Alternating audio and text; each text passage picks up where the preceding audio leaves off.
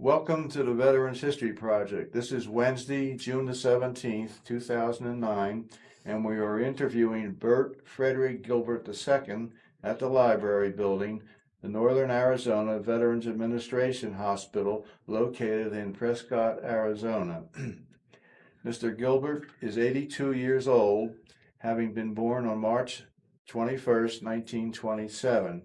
My name is Walt Coleman, and I'll be the interviewer. The others present at this interview are Bert Gilbert, Georgia Gilbert, Patsy Ray, note taker. Sally Fallberg. Mr. Gilbert. Could you state for the recording what branch of the service you were served in and during what period of time? United States Naval, from approximately March 15th, 45 to November of 46. What was your rank and where did you serve? Firearms mate, second class, and served in Great Lakes and Farragut, Idaho, and Corvallis, Oregon, and Seattle, Washington. Okay. Were you drafted or enlisted? Enlisted. Where were you living at the time? Duluth, Minnesota. Why did you join the Navy? War was still on. It was the thing to do. And at the time, there were five of us guys that were together, and we were all in high school. And there was a choice of staying in high school and being drafted in the Army or enlisting in the Navy before we got to high school. So naturally, we all enlisted. Did any of you stay together in the service? No, not really. Two of us went to Farragut, and then the rest we split up from there on.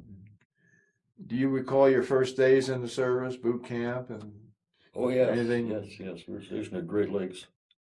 Spent a lot of time shooting ammunition over Lake Michigan. For why, I don't know. We never used it. And like I say, we planted a lot of sod in the grass around there. It was to make the place look nice. Well, can you tell us anything else about recruit training? It was a big change for you, I'm sure. I don't know. Everybody got along real well. We enjoyed it. We enjoyed boot camp. Which war did you serve in, and where did you serve? World War II, of course, and mostly the West Coast. Okay. What was your assignment? A dental prosthetic laboratory, making false teeth. Can you tell us about some of the things that happened while you were in the service, while you were doing that, your job?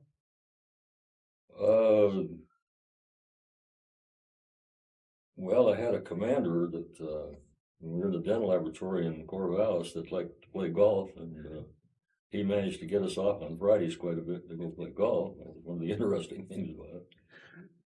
I like Seattle. Seattle was a beautiful town. There was nothing very exciting as far as being in the service, making false teeth, but it was an enjoyable life. Yeah, everybody has their job. Yeah. Were you able, while you were in the service, were you able to stay in touch with your family? Yeah. My mother was the only one left in my family. Contacted quite regularly. She was in Minnesota. What was the food like when you were in the service? Lots of SOS. We all know what that means. Nothing bad. We being in the hospital bases, we got fed very well. Yeah. Was there any while you were doing your job, was there any pressure on you to like deadlines or No, anything? on the contrary, I enjoyed the dental work, so that I just spent a lot of overtime in it by myself. I enjoyed it. I understand you did some work on whose jaws had been shot away, Yeah, or they were wounded in the jaws. Our group, quite a few guys were coming in with deformed faces and stuff like that. It was kind of a challenge to make a denture that would fit broken jaws and shot off teeth and things like that. But there were, most of the time, there were 5 or 6 of us working on this stuff, so we spread the thing around quite a bit.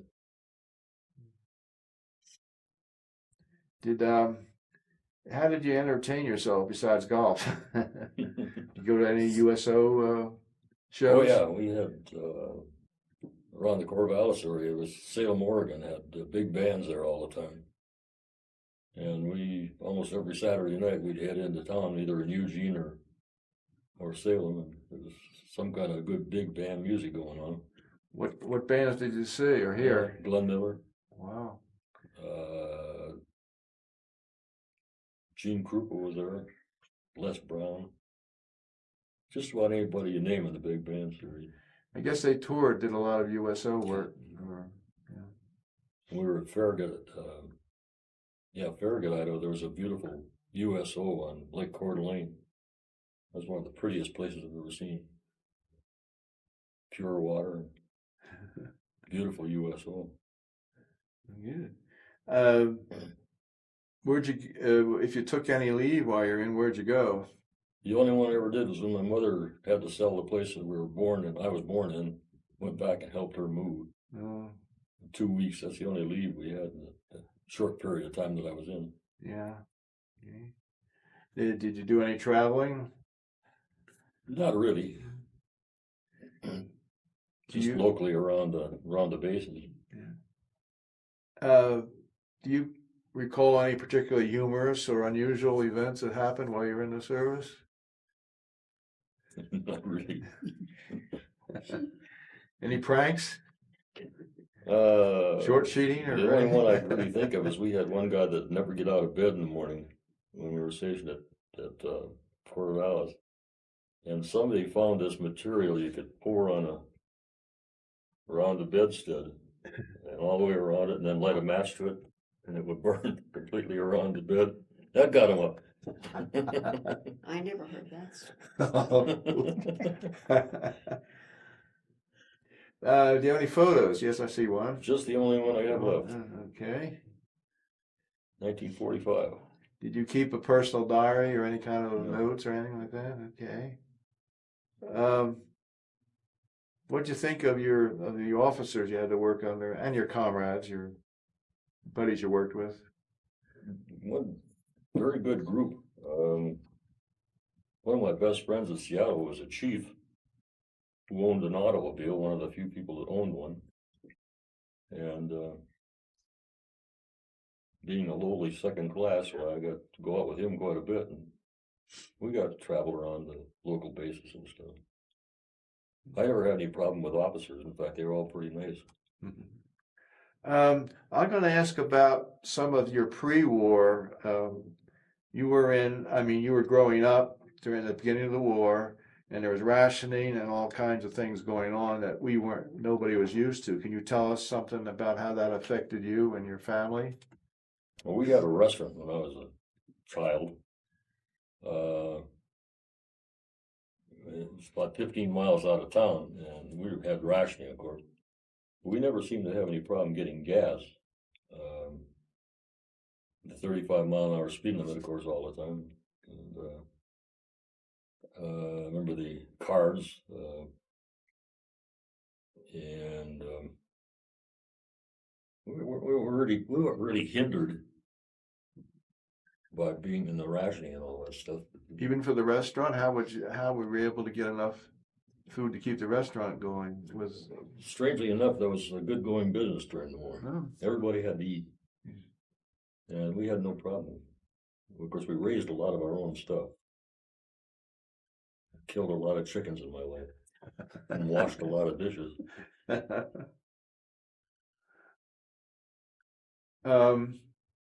Anything else you want to tell us about the rationing? What about, did you have a gas card, where they had Oh, A, yes. B, and C? Yeah. We ended up with a B card, if I remember right, and that gave us quite a bit of gas. Yeah. Of course, gas was 14 cents a gallon at the time. And I remember the windshield, in fact, the strangest, I saw a movie the other night in a car, bought a old Plymouth or something. There was that B sticker on the windshield. I remember that sticking out very well. Anything else about the pre-war days? The other kind of rationing, cigarettes, nylons, or people to line up. for? Wasn't smoking at the time, so I wasn't interested in cigarettes, but I remember they were 15 cents a pack.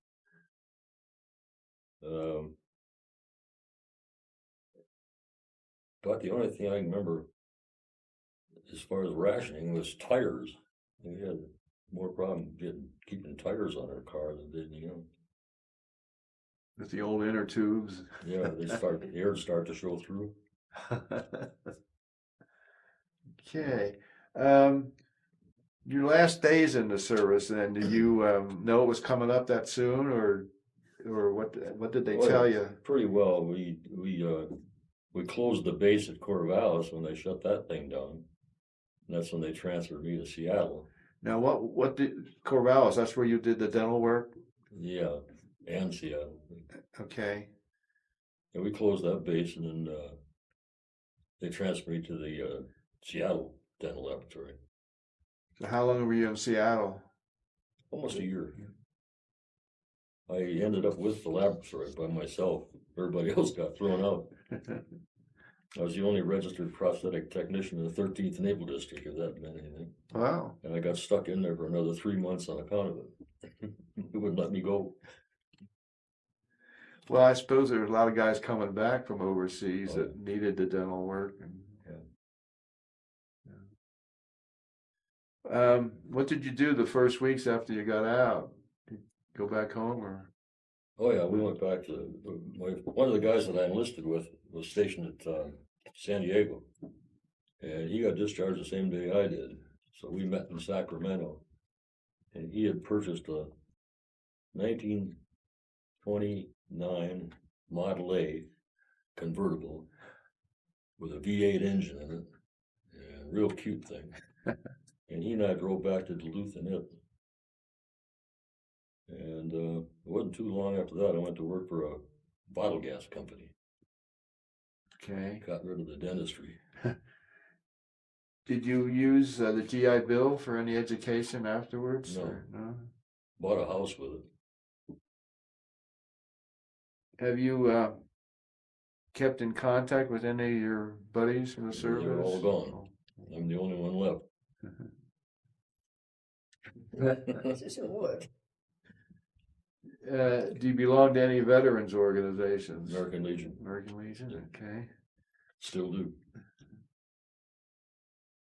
So after you got out, you went for a bottle gas company, and what was your career afterwards? Did you stay with that, or did you go? Name it.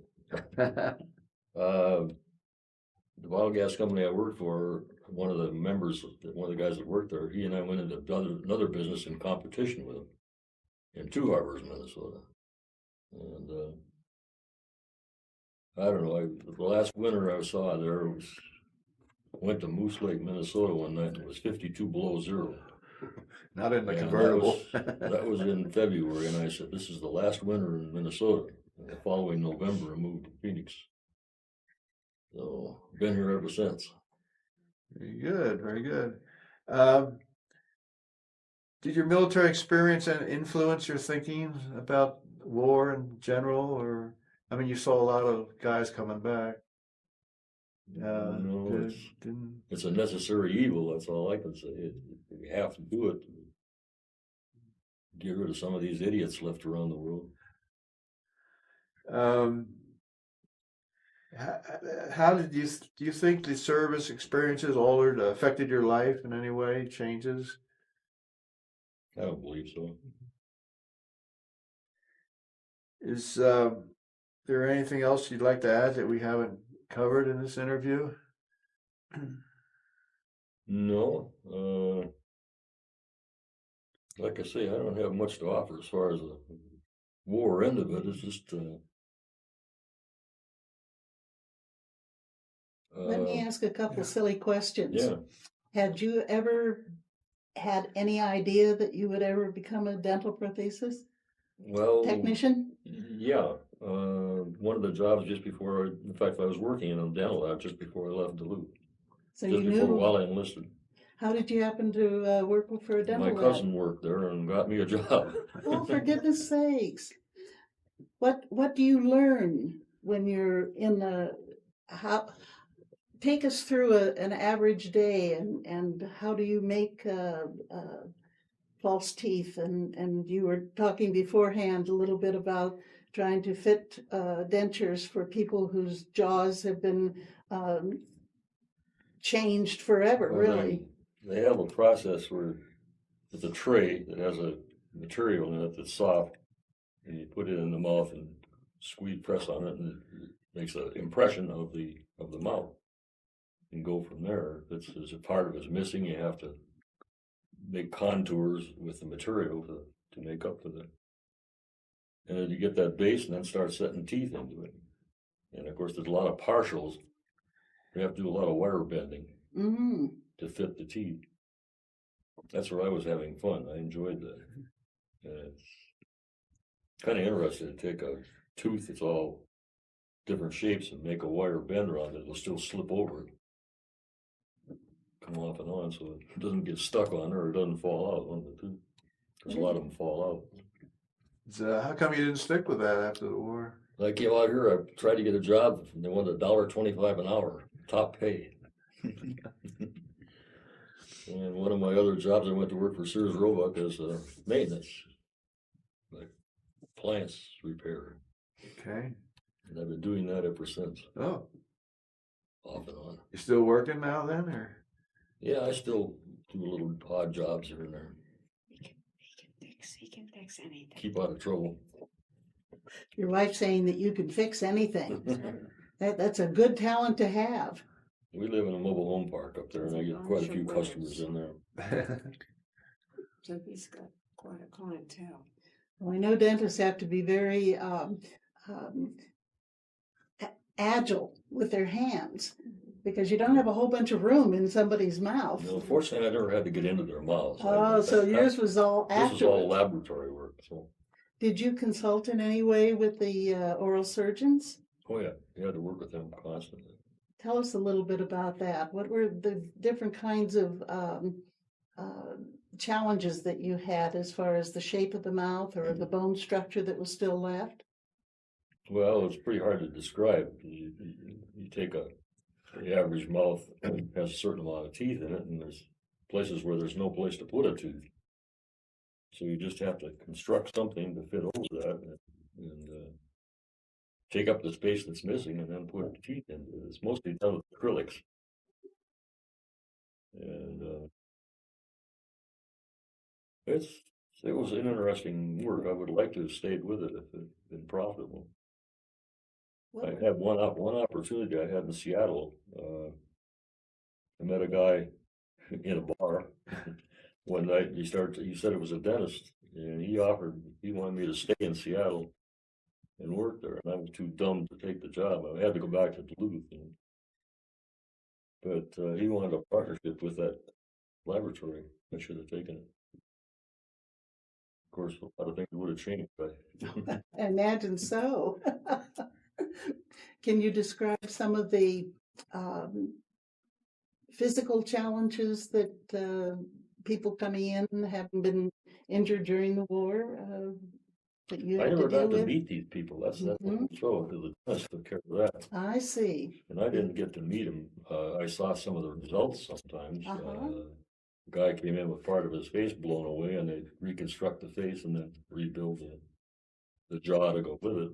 And I saw the Outstanding. before and afters of those. It was pretty impressive. I can And that imagine. was in the early days of rebuilding faces and stuff. They Mhm. still did a wonderful job. That's incredible. Yeah. Did you have photographs to work from too when you were?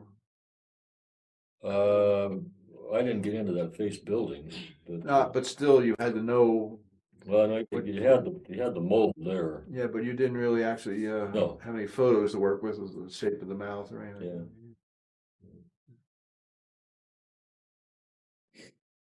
How did you feel when you had to go to the dentist? I very seldom go.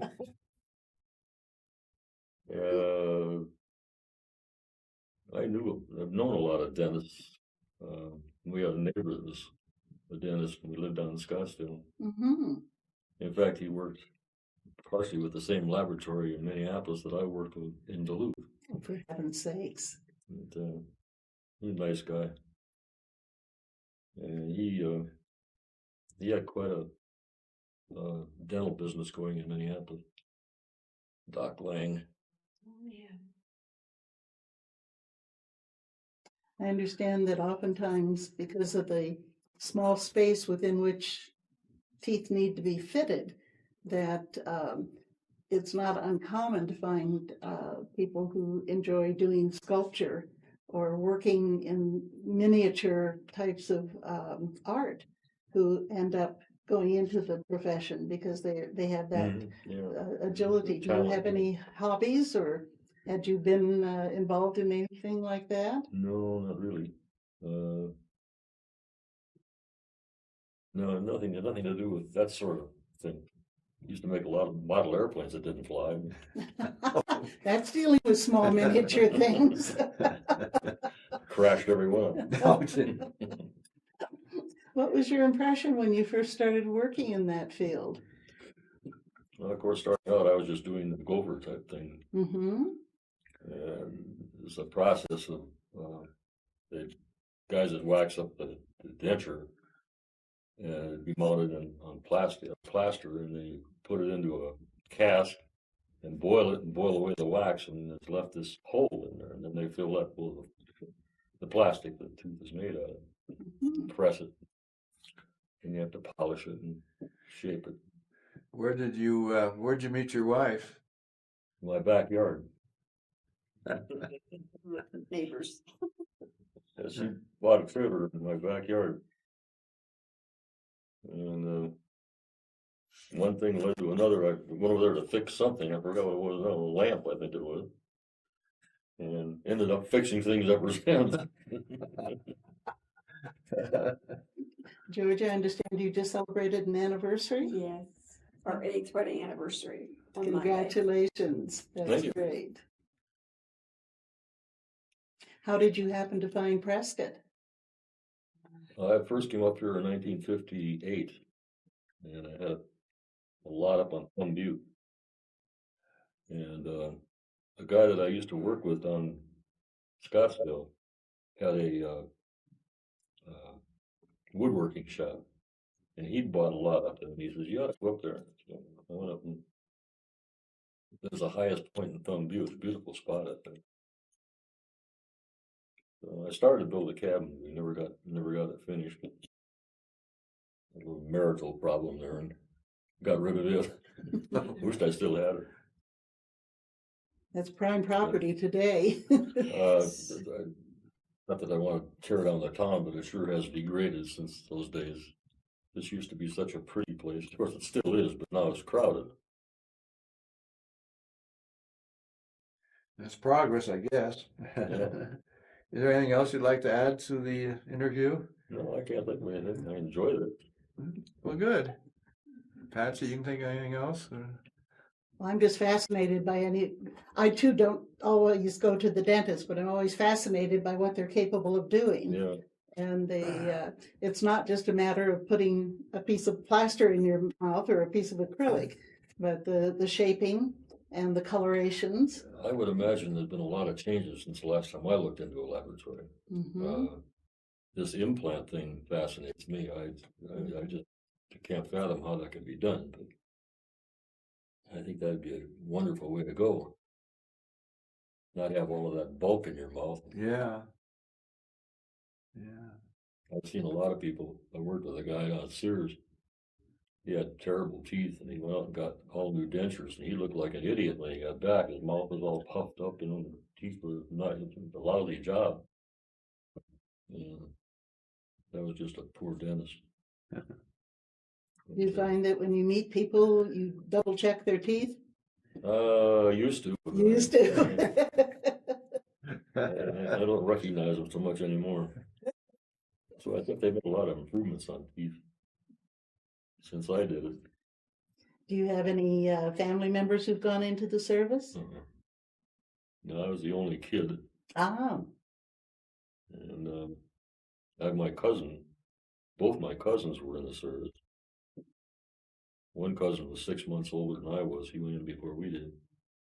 And the other one was a year older. And he got hit on Saipan, I think it was.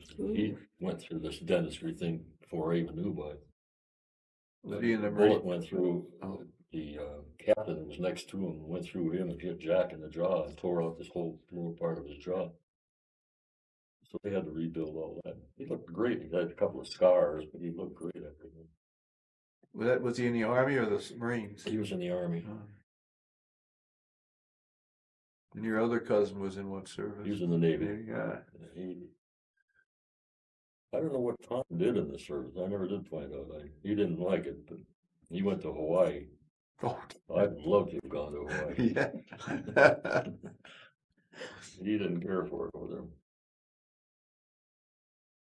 But that was the only ones, the only people in our family that were in the service. Did you ever attend any reunions? Anyway, Any reunions of your, no. probably not that many folks in your No. area?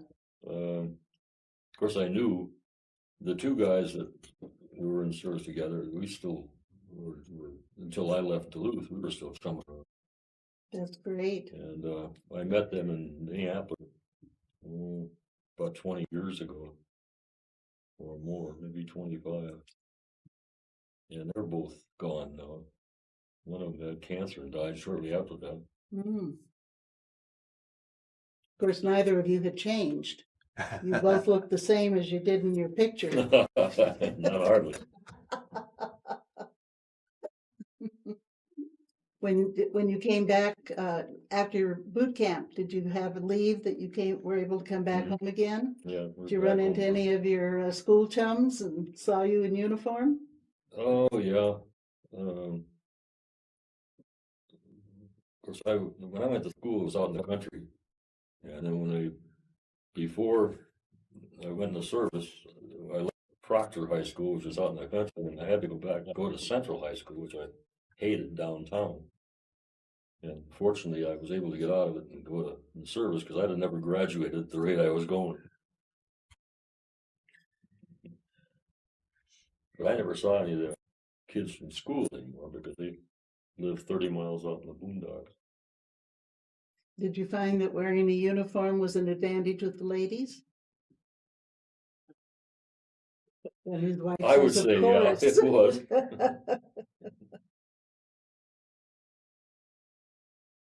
Getting there near the end of the war, they didn't care too much about servicemen anymore.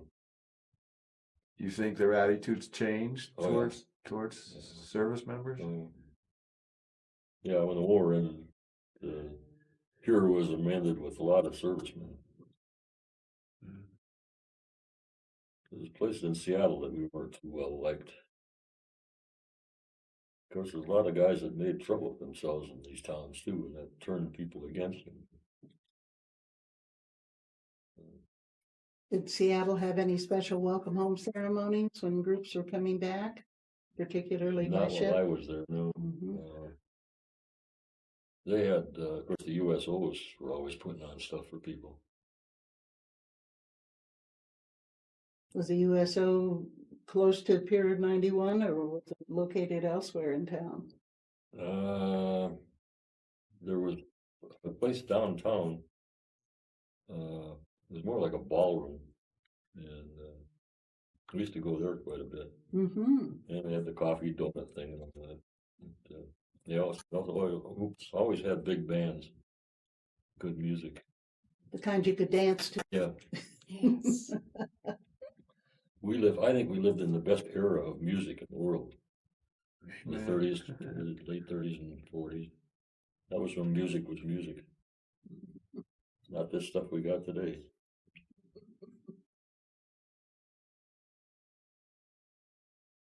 Okay, I just wanted to thank you for sharing your recollection. I'd like to shake your hand. Well, thank you for inviting me in. It's been my pleasure. Oh, my pleasure too. Yeah. Thank you. And your wife, thank you for Yes, coming along. You're very welcome. I enjoyed it. Learned some things.